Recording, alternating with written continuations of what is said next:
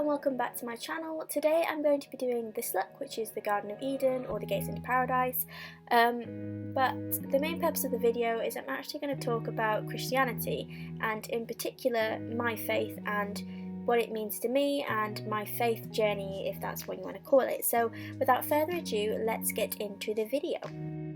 So starting right at the very beginning, I wasn't always a Christian. I grew up in a house that allowed me to explore whatever faith I would have wanted. My mum a believer and my dad a non-believer.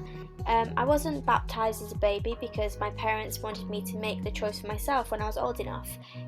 Come year 6 in primary school, I was offered confirmation and baptism lessons, which I accepted, but I was a keen overachiever and I don't think I joined or did these lessons from the right place. I think I did it from a place of an extracurriculum activity, so that didn't quite exactly set me up right. Anyway, after my lessons I was obviously baptised and confirmed within the same fell swoop, which I know is really unusual, and after that I went on. I didn't go to church, I didn't have any of the Christian values that I'd learnt, I didn't really have a relationship with God, and as a child I found it very difficult to understand why my relationship with God should be stronger than the one with the people that I knew, and that is something that I battled with for a long time. After that, my relationship with my faith and with God completely deteriorated. I didn't actually notice when I stopped believing, if that's what you want to call it altogether, or stopped practicing. It was more like a slow trickle until I wasn't even calling myself a Christian anymore, and I'd never really had conversations about God with anyone because it just never popped into my mind. It wasn't a priority in my head. And then as an adult, I went to university, and it was when I was studying acting, and my friend said to me one night, "Hey, do you want to come to church with me?" And it completely caught me completely off guard, but I agreed because something in me reignited, and I thought, let's give this another shot, but let's give it everything. So one Sunday night, me and my friend agreed, walked to our local church, St Swithin's in Bournemouth, aka Love Church, and I walked through the doors and I was just taken aback. It was not like the churches I'd been in when I was younger. The churches I'd been in before were very strict C of E, and I think that's why I found it very difficult to connect. There wasn't a hustle and bustle, and I was expected to wear my best dressed, but this was different. I walked through these doors and there was fairy lights, and there was music, and there was hustle and bustle, people discussing, people connecting, and it just felt relaxed straight away. And the atmosphere was just so friendly and welcoming. I didn't feel like I'd been away, if that makes any sense. And I walked through the doors and we sat down, and then a band walked on and I was completely taken aback. I hadn't been to this kind of worship before at all. And the next thing I know, they're playing Christian pop songs, and I look around me and I see people worshipping, and they looked really loved and happy and safe, and I really wanted to feel that. I hadn't realised how much I wanted to feel that until that moment. I look at my friend's face beside me who has been a Christian his whole life, and I just wanted to feel that welcome and that love. So I closed my eyes, and I still remember it was Waymaker that they were playing, which is now my favourite Christian song. I closed my eyes and I stood there, and I'd love to tell you it was an epiphany, but it wasn't, because that's not what this is. What it was a door, as I would say. There's a painting and it's where Jesus is on the other side, but the door handle is on your side. And for the first time I thought, right, let me feel this love. And I felt it.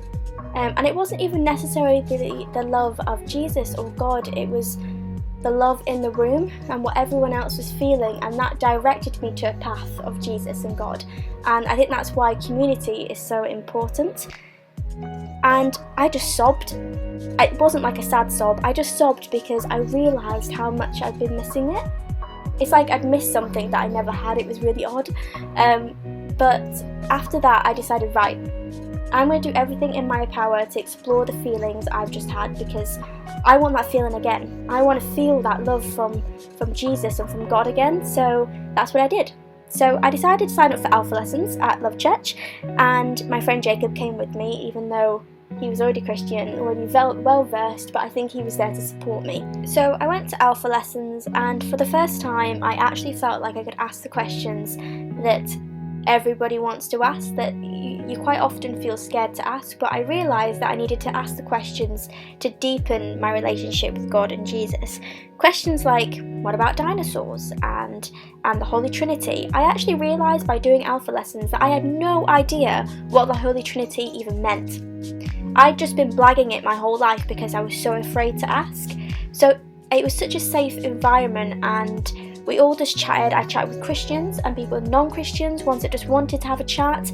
We all had a great chat, and every week we explored a different topic, and every week I felt like I was picking another piece up, another bit of knowledge and another bit of something.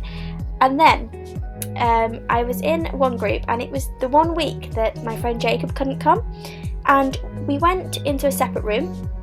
Like, we were all in separate little groups, and our group was in a different room for the day. We went in and we started to chat about the impact of Jesus and God in your life, in your everyday. And I hadn't thought about it like that before, because quite often I think about God and Jesus on a Sunday at worship. But there was a lady who had been a Christian for a long time who was accompanying her daughter, and I spoke up in the group and said, I sweared this week. And when I said a swear word, something in my head popped in and went, no, you don't want to do that. You don't want to say that word. And that was the first time that's ever happened, and I was like, that was unnecessary. And in the moment I actually said to my friend, I was like, that was unnecessary. I don't know why I said that. I don't think I'll do that again. And I was talking about it in this group, and I was talking to this lady, and I said, I feel like I need to repent. And she, well, not repent, but like say sorry straight away. And I was like, so that's what I did. And she was like, that's all he wants to hear. And for the first time she said to me, I hadn't heard this before, she said, a mother and their children, or a dad and their children, how excited are parents when their kid says mum or dad and talks to them and says mama or dada? And she said, that's all that they want. That's all that God wants. That's all that Jesus wants. Just wants you to praise him. And he just wants you to talk to him about everything and anything. And I looked at her and she said, have you got a Bible? And I said, no. I said, the Bible I had when I was younger, I've lost because I didn't look after it. And she reaches into her bag and she says, here, have mine. And I was looking at her and I was like, I've literally just met you. But she said, I can see that you're on a path. And I can see that you need this. And she said, I think the next step for you is to turn to the Bible. And quite honestly, the Bible scares the living daylights out of me. And I think it's because sometimes it looks quite complex and it feels complex, and I'm dyslexic, right? But I say okay, and it was this pink little Bible, so not really my style, and I flipped through it for the rest of the evening. I went up to it at the end and I said, I'm going to give this back, but not because I don't want to keep it, but because I don't think that's the Bible for me. It doesn't feel right just yet. And she said, don't worry. She went, but I'm glad. She was like, I've seeded the idea, so when you're ready, if you want this one, just come grab me at service. And I thought, okay. By the way, we never even exchanged names. It's so odd, isn't it? But this is what church is about. Church is about, talking to people without even having to know their names because you're all in the same boat. We know each other's names now, obviously. Sorry, I digress, so let's get back to the point, Dana. But basically, it was a couple of months later, and I'd finished Alpha, and I was going to church every Sunday, and I thought, I know what I want to do. I want to be affirmed, I want to rededicate. So I signed up, and admittedly the first time I was meant to do it, I didn't do it because I had an awful kidney infection and I didn't want to confirm my faith to God and Jesus in that kind of situation. And then the second time came that I had it booked in, and on the day of my rededication I was in the car and I had like a sense of dread in my stomach, something telling me don't do it. And it was really odd because before that I'd been so excited and I couldn't understand this feeling. And I was in the car with my boyfriend and I turned on the radio and a Christian channel was on. Now I can't tell you how odd this is because it was my boyfriend's car who is not a Christian. And it came on and it was like it was talking about rededication and baptism, and I was just gobsmacked. Not even my boyfriend could explain it, and I thought, right, that's my sign. That's my sign to refine my true feelings. And in that moment, it was like a weight was lifted, and I knew I was ready. So late that evening, I went to church, and I got there, and I was baptised and rededicated. And when I was put into the water, it was like, well, it was like washing away of my past life, which I know is what it's meant to be. But I wasn't expecting it to feel so euphoric, and like, it wasn't the end of the journey that I'd been on, it was the beginning. And I remember that someone at church said to me, when you went into the water and came back out, it was like a dove came from your chest. And I thought, yeah, you're right, because it was like a freeing, it was like a moment of acceptance that, yeah, I hadn't always been a Christian, or yeah, I tried once before, and not that I hadn't done it right, but I hadn't found it for the right reasons. But this time it was true, and this time I was in it for life, and that's where I'm at. So at the moment I'm doing great. Finding faith has really helped my mental health because I've struggled with it my whole life. It's made me appreciate life, it's made me appreciate community, and it's amazing that when I made the choice, well, not made a choice, when I decided to start telling people that I was a Christian, because honestly I was already a Christian before I started saying I was, because I wanted to feel sure in myself. It was when I was doing Alpha I knew that this was for me. But it's amazing what you find when it happens, because all of a sudden I started meeting Christians everywhere, and I feel like there wasn't this many around before. Like, I know this sounds really crazy, but my friend that actually took me to church, his girlfriend, we became so close. One evening we were sat on the sofa and we were having a chat, and all of a sudden I went, so what do you think about God? And she's also a Christian, by the way.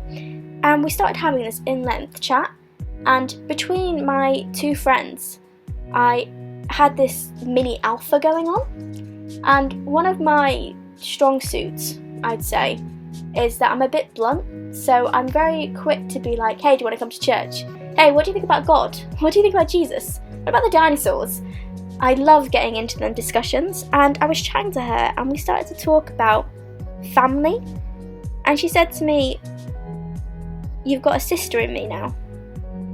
And I sat there, because I have 3 sisters who I adore, like I love with all my heart, we have such a strong relationship, and I thought, she's right. I feel like I have a new family, and I'd say that is where my faith mainly sits now.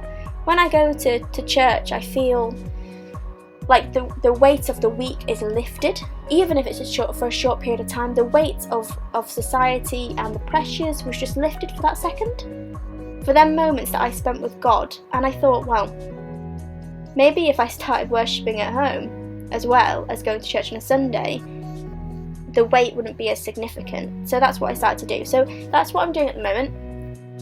And I just want to get one thing clear, I'm not a crazy Christian. I'm not going to try and convert you or anything like that, because honestly faith journeys are they're unique to every person, and it's whatever you believe in and whatever you want to do. But this was my faith, and I'm so glad I refound it, and I'm so happy I was able to share it with you, because I've wanted to do something like this for a long time, but I was worried about, you know, bringing religion into it, or bringing religion into my craft and all that kind of stuff. But I feel like it's important to talk about, because even if you don't have a relationship with God, everyone has faith in something, in someone. You know, everyone looks up to someone and looks up to, you know, and I now look up to Jesus. And I found that my life is so much better for it.